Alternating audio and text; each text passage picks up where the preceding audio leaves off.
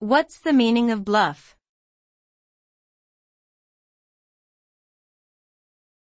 Bluff.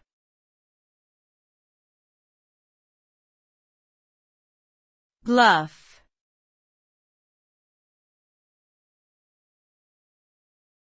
Bluff.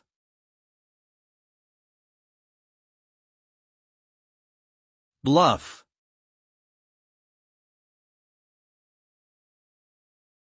The word bluff has a few different meanings, but the most common one is to deceive or mislead someone by making false statements or pretending to have more power or resources than you actually do.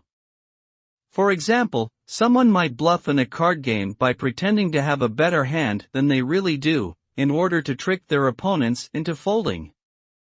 Bluff can also refer to a steep cliff or a high, flat-topped hill with steep sides.